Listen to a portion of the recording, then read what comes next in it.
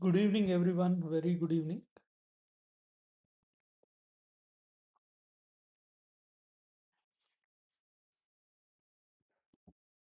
Have you written the answers?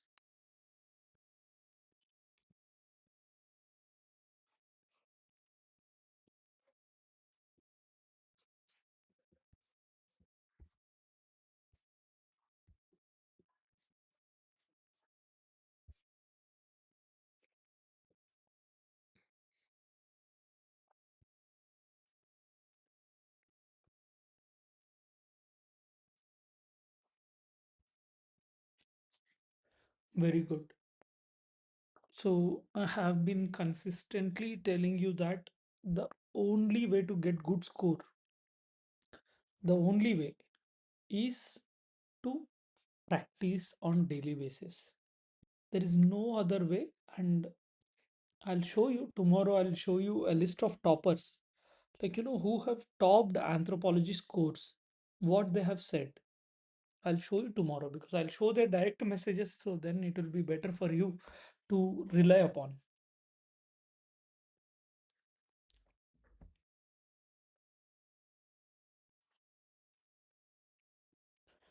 So, what are the difficulties that you are facing while you are writing these answers other than information?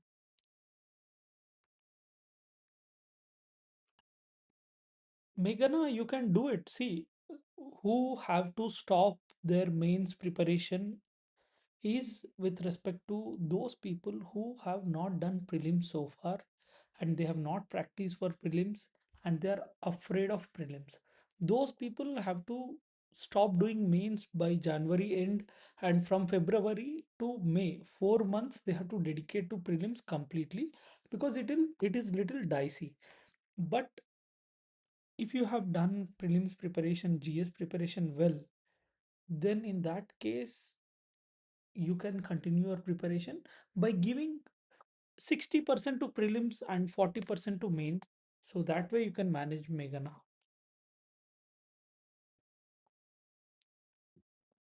Answers in paper 2 are more like GS type and unable to make it anthropological. The problem is not yours, but the respective faculty or the sources that you have referred. Because it was not just your problem. When we were aspirants and when we were struggling to prepare for paper 2, the same was the case with us as well.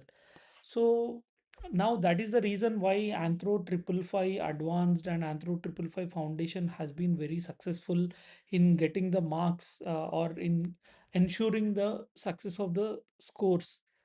I think since you are following the 100 days challenge from last few days, you could have understood that why Anthro Triple Five course students could fetch the good marks. So it is that someone has to help you or you should take the help of someone because doing it yourself and researching all these things will consume a lot of time. See, we have two options. One is going after research by oneself and doing it by self. But your time is lost in research only. The others who take the help, then they will utilize the time to revise multiple times and practice. Both the ways are good, but depending upon the time you have, if you're writing in 27, okay, so if you're writing in 27 or 28, then you have time, you can go for research. But if you're writing in 26, then take help. That would be better.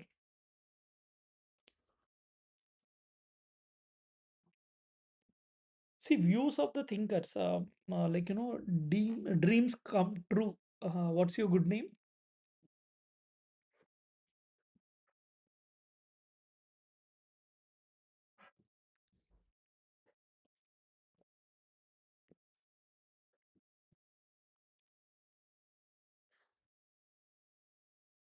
Saumai. Okay, Saumai or Saumya? Okay, fine. So the thing is that incorporating views of thinkers will only come with little bit of practice and the original study of the content, because like when you're reading original papers or original information, because I'll show you. where from I picked the answers of these questions. I did not refer to any Nadim Hasnain book, or I did not refer to any topper's notes. What I have referred to is original paper published by that particular research scholar. So from there, I got the good information and insights. And the same insights you should also present in your answers. Okay, so when you do that, you will get the thinker's use. Because see, GS or general studies is something which you have learned over a period of time. Since childhood you have the knowledge, so you can create the points there. But in optional, it is important for you to learn, then only you will be able to write. But some students, what they think is that they have learned some basic book, now they have to create all the scholars. Without you knowing it, how can you bring it out? It's not possible. So first you have to learn them, then you have to do it. So let me start the discussion. I think it's 9:50. So we'll go one after the other.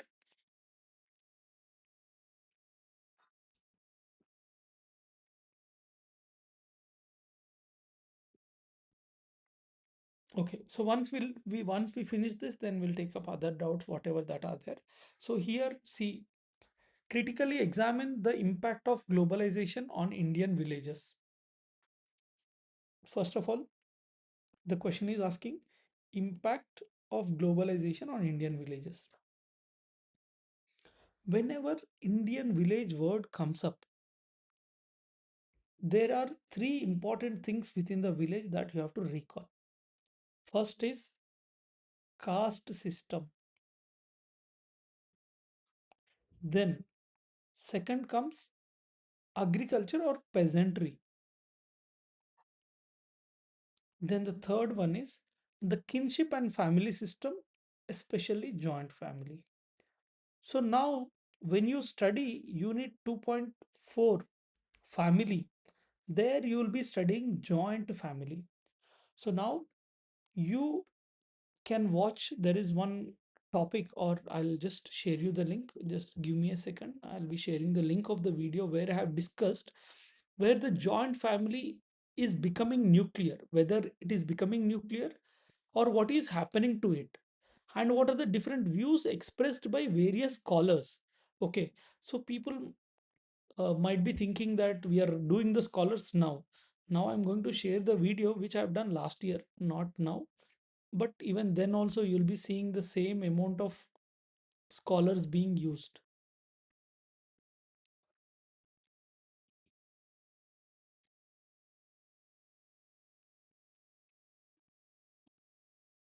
So I'm just sharing the link so that it will be helpful to you. So this is the link. I have pinned it, so you can watch it later, save it for later part so that it will be helpful. Okay, so here, what is the impact? So when you study 2.4, you'll learn from here. And caste system, what is the impact? Which we have already seen what is happening because of urbanization, globalization, electoral politics, changes, democratic system. We have already seen it. So from there, you can write about the caste system. Okay, now only one thing what we need is with respect to peasantry. Even peasantry also you might be knowing, but I'll be discussing them. So what I'm telling is that every time you need not read new scholars, but you should know how to utilize your existing knowledge. Because peasantry is nothing but agriculture. Agriculture again is part of economy. And when you read 3 unit 3 of paper 1, there you'll be studying impact of globalization on indigenous economic systems. There you might have read about this already, right? So now that knowledge you can apply here and write the answer. So you don't need to do any extra things other than adding examples. So you have to add examples of Indian aspect, Indian tribes and Indian villages in the rural areas. Okay, so some famous scholars of this aspect is P. Sainath. Everybody Loves a Good Rot is one of the important book who talked about agriculture. Okay, and I'm going to discuss some of the few important scholars. See now what There are two ways of introducing. One is directly writing about who gave the definition of globalization. You just write the definition of globalization. Okay. Or there is other way that, colonial and early anthropologists or sociologists, their view of the village was self-sufficient and little republic, which has been dismantled, okay, by the wake of what do you call globalization. Okay, so now instead, what the view with respect to these villages is that village is a dynamic and a porous site where global flows of labor, capital, aspirations keep happening.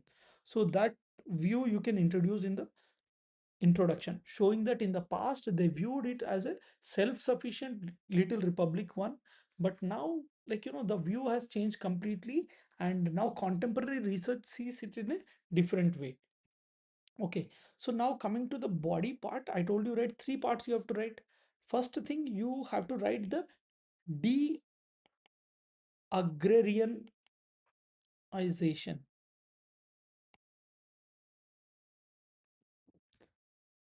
The most important scholar here is Deepankar Gupta. One of the important work of Deepankar Gupta is Wither the Indian Village. If you remember, there was one question of UPSC, Wither Indian Democracy, once upon a time in essay. Okay, similarly, this is the book Wither the Indian Village. So here, Gupta argues that Indian village is vanishing not physically but culturally and economically. Agriculture is no longer a source of pride or status, it is a parking lot where people wait before migrating to cities. Are you clear what argument Deepankar Gupta is making? He says that the villages, Indian villages, are vanishing. Are they vanishing physically?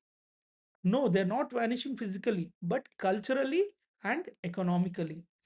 For them now, agriculture is no longer a source of pride. Previously, it was a source of pride or status. But today, they're just waiting there till the time they get a chance to move to the cities. So he observes a shift from the peasant. Okay, so a shift from the peasant who loves the land. Peasant is someone who loves the land, to the farmer. Farmer who views the land as a liquid asset. So the village is now a part of rural urban continuum rather than separate entity. This is the view of the Dipankar Gupta. So when you write about agriculture, you have to express the views of anthropologists. That is Dipankar Gupta, who says that villages are not, villages are vanishing, but not physically, but culturally and economically. And today, it is not a source of pride anymore. It is a parking lot. And at the same time, he observed that there is a shift from peasant to farmer. Peasant is somebody who loves the land, and farmer is somebody who sees it as a liquid asset. And today, village is no more isolated or a separated entity, but it is a part of rural urban continuum. Are you clear? If you're clear, just hit a like so that I can understand.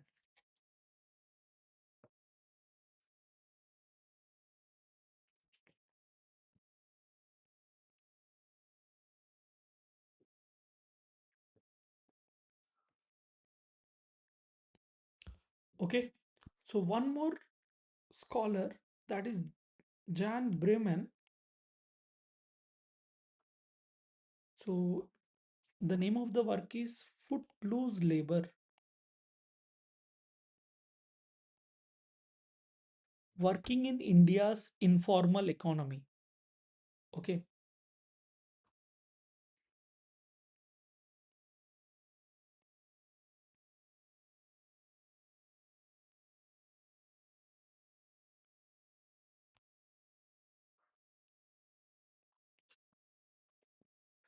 So Breman has done extensive fieldwork in Gujarat, and he highlights the creation of massive class of footloose labor. See, globalization and mechanization have pushed the landless laborers out of the village, forcing them to circulate between rural homes and urban construction sites or urban factories. So now they are moving between, so they are circulating between these things. So the migration that has happened, or the migration that is happening, it's not a choice. It is not a choice, but a new way of bondage or neo bondage. So the village social structure is fractured because a large percent of its population is constantly mobile, leading to the erosion of traditional community bonds. Because they're not static, they're constantly mobile. Because of this, there is what do you call, erosion or fracture of the social structure that is present within the village. So these are the views that you can express with respect to impact of globalization on the peasant aspect. So this I have shown, right? P. Sainath in Everybody Loves Good Rot also says that what is happening with respect to globalization and LPG reforms, this has increased the cost of the seeds and increased fertilization cost, overall increase in the input cost that is involved, and now high yielding varieties is consuming lot of money of the farmers, which they have to depend upon the middlemen to get the money, and the money lenders exploit them, and that has created huge debt, and this debt trap have led to the suicides of the farmers altogether. So there is increased farmer suicide, so that is the negative impact that you can write. Okay, so however you can say that now increased exports and the positive things you can write from the schemes of the government, how it is helping the villages, so that aspect you can write. And caste, I told you caste in contemporary India, Surinder S. Jodhka, when we were reading the previous, when we were doing the previous 3.2 and 3.3 aspects. So from there you can write. Okay. So, and one more person whom you can write is A.R. Vasavi. So the name of the work of A.R. Vasavi is Shadow Space, Suicides and the Predicament of Rural India.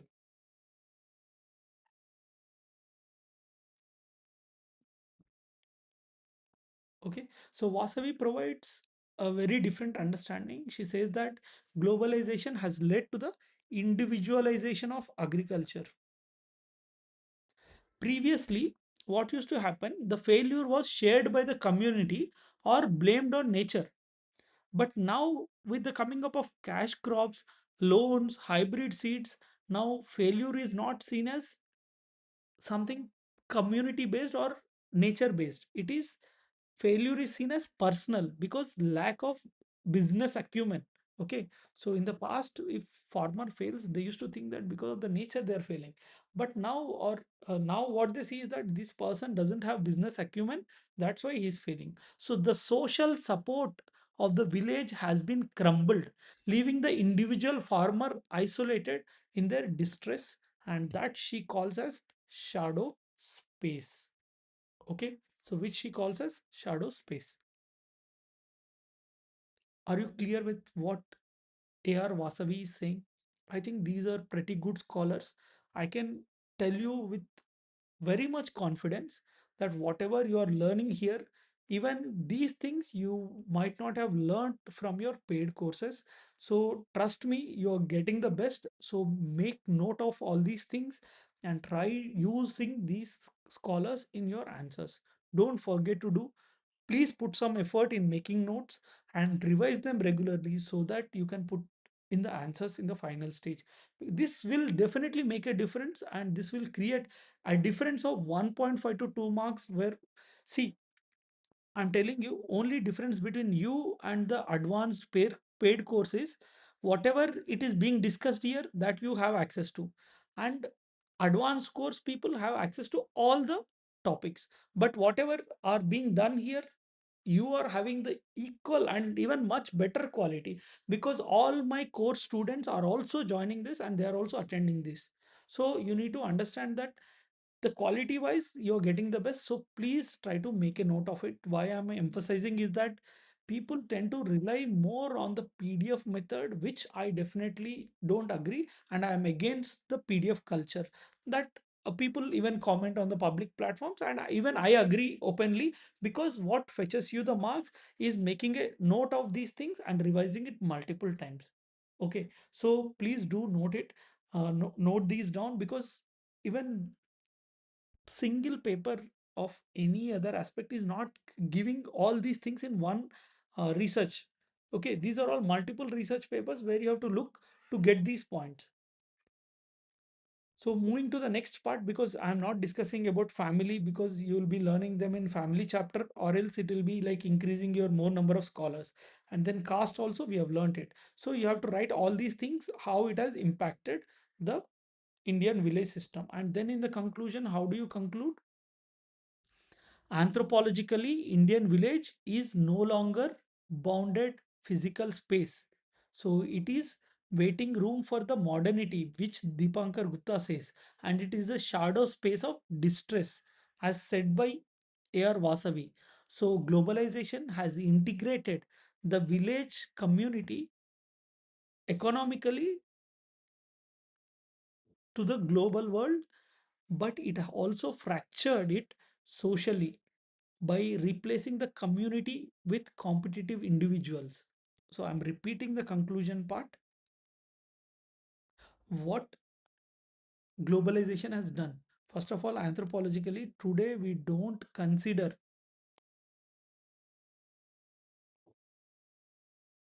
anthropologically, today we don't consider village or Indian village as a bounded physical space.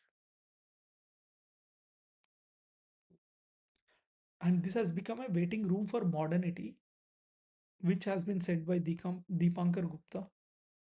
So you just have to summarize the things. Waiting room for modernity and shadow space of distress, which has been said by A.R. Vasavi. Now, if you write this as a connecting para to conclusion, it's good. And then in the conclusion, you can just mention globalization has integrated the Indian village economically. It has integrated the Indian village economically, but it has fractured, socially by replacing the community with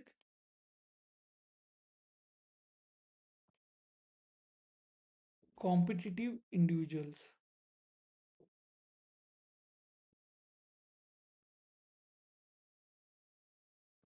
Navigating global currents.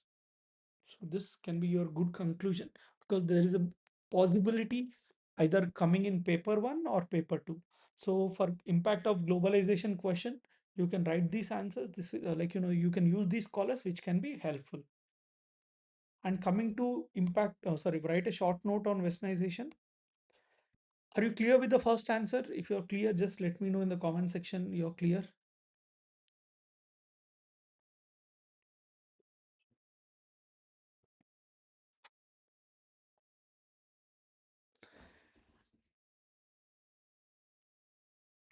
Ankush, what impact it has shown, that whether it has shown positive impact, whether it has shown negative impact, because see, mostly positive impact, from the government schemes what are happening, how it is helping. And coming to you know negative impact, we have discussed clearly. So resistance part you can write, but not relevant much. Okay, so just it can be an addition, but the relevant part is what impact it has shown, whether it's positive, negative, or a combined. Okay, so next is write a short note on westernization. So here, when such questions come up, I always told you it should be multi-dimensional in nature. And I think you all know how to write this answer. Who gave this? The concept of westernization in the introduction, you can write the definition that was given. Okay, so this was given by M.N. Srinivas in Social Change in Modern India.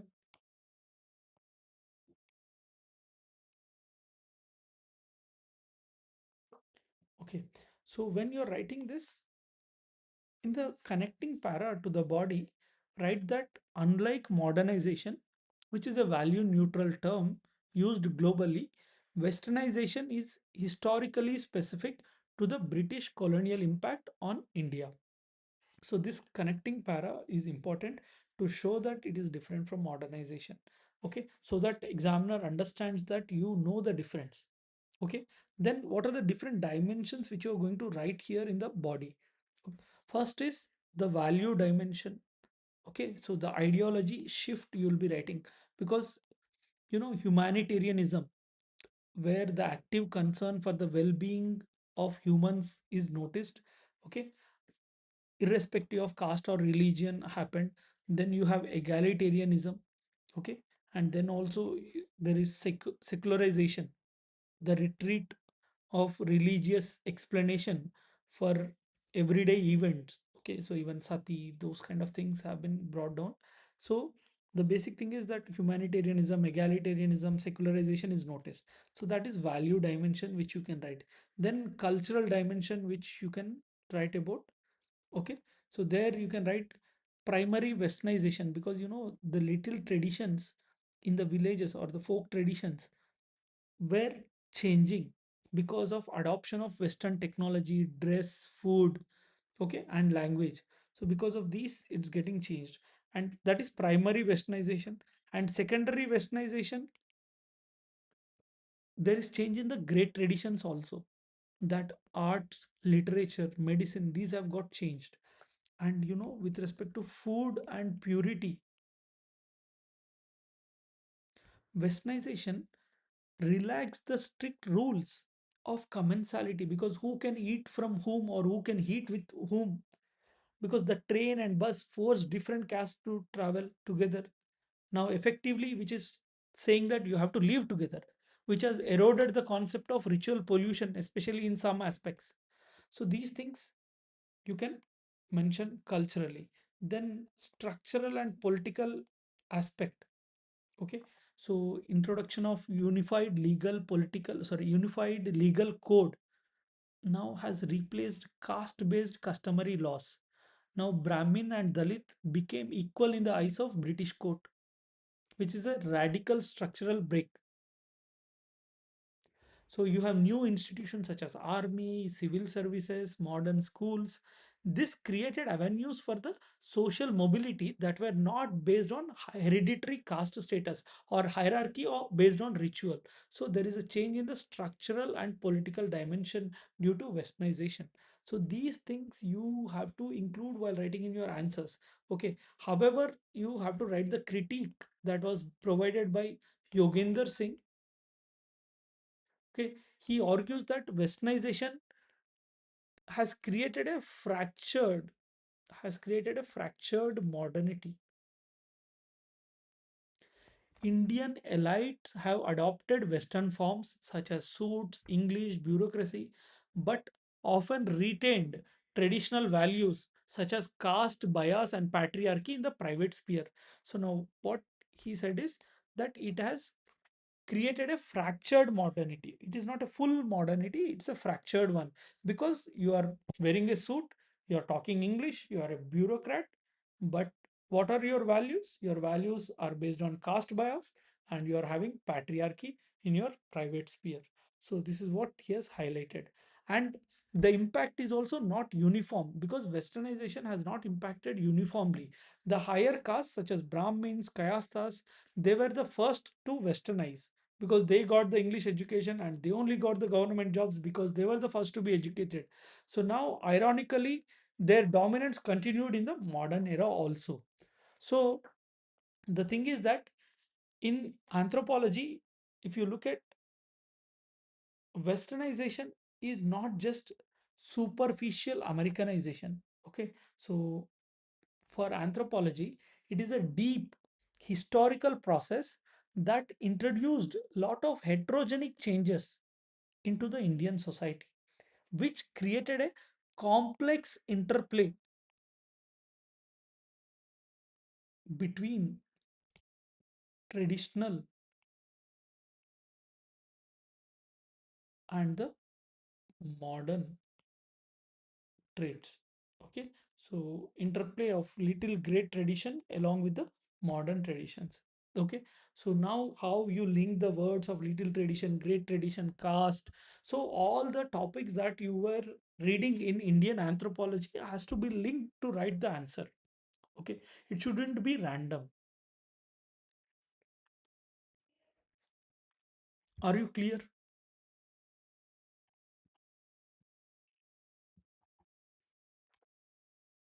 Yeah, you can write in the political and social structure. Harsh, are you clear with this?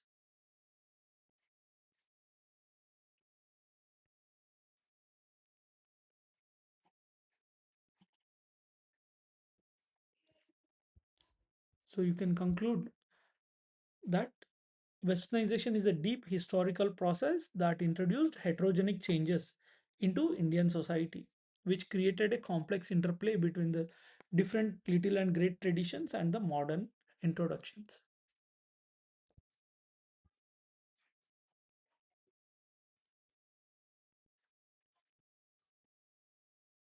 Okay, so then you have Sanskritization question that has been asked. Critically examine the impact of Sanskritization on social mobility in India. I think this is very a traditional question which you might have already answered.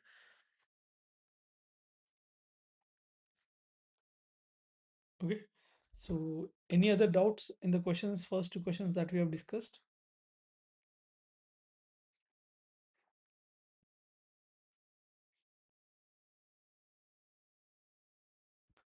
Now you can ask if you have something other doubts which are not related to the questions if you are already clear.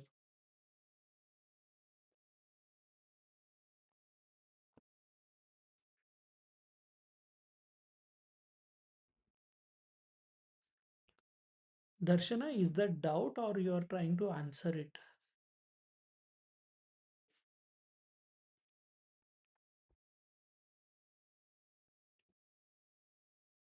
So please do focus on these things like Deepankar Gupta, Jan Breman, and then A.R. Vasavi, P. Sainath. So these works are important, especially with respect to agriculture. And P. Sainath, I told you, right? The work is Everybody Loves. That's a famous book also,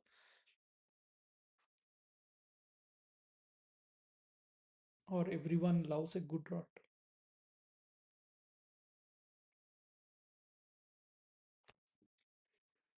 Okay.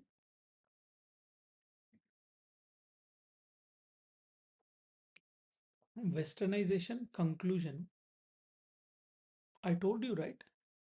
Westernization is not just superficial Americanization, which generally people believe that, like, it's being jeans or Coke being introduced, which is very superficial. People think that Westernization means that Coke has been introduced or jeans has been introduced. So it's not a superficial Americanization, but in anthropology, it is a deep historical process which has introduced the heterogenic changes. That means heterogenic means the changes from an external source into Indian society, which has created a complex interplay between traditional traits, or what you call little traditions, great traditions, and the modern traditions. Okay, little traditions, great traditions of India, and the modern traditions. See how to remember all the thinkers of paper one and paper two. I already shared one of the link in the past session. You can go and search in YouTube in my channel that how to remember thinkers. You have a video, look at them. From there, you can follow that process, which will help you reduce your stress in recalling the scholars.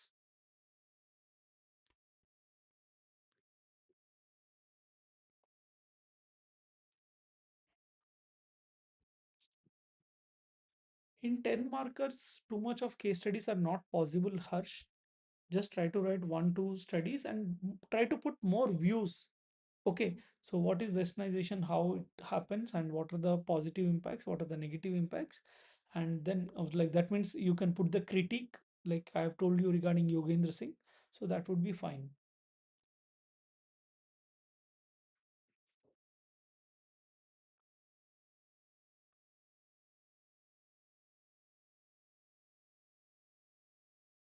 How to remember? Make notes, make notes and try to read every day morning. You will remember automatically. Give time to it. If you make notes, and once you make notes, you can try writing answers.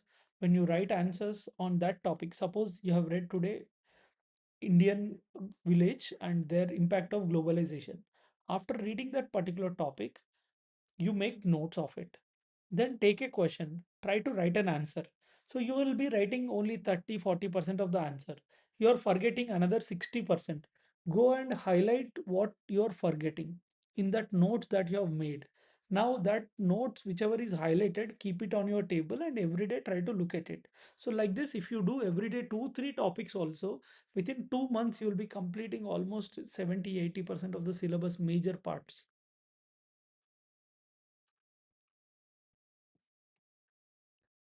Other questions?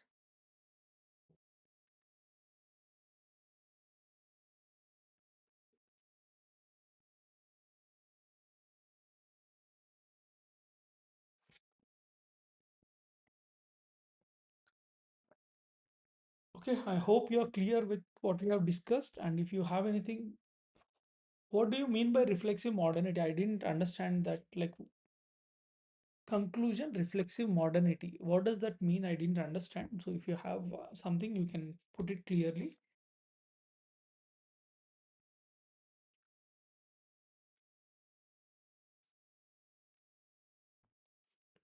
Okay, so that's all for today. Thank you, everyone. Darshana, if you have any doubt, you can reach out. You have my access, right?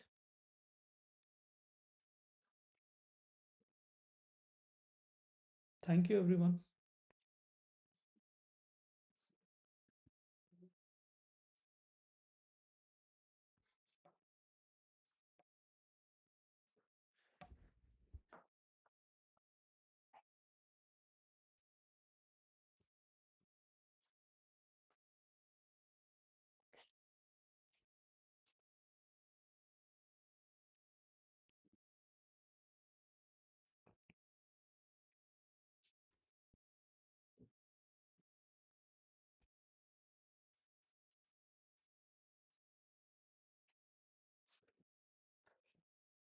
If you have any further doubts, you can comment in the respective videos. So I'm trying to resolve them whenever I find time. Okay. So please do that if you have any doubts. Like you can post it there. See, some students were asking to record the first question. Actually, I have done the first question of day 4. But I told you, right? So that day YouTube was not functioning, so we did it on Google Meet. So the first question I forgot to record.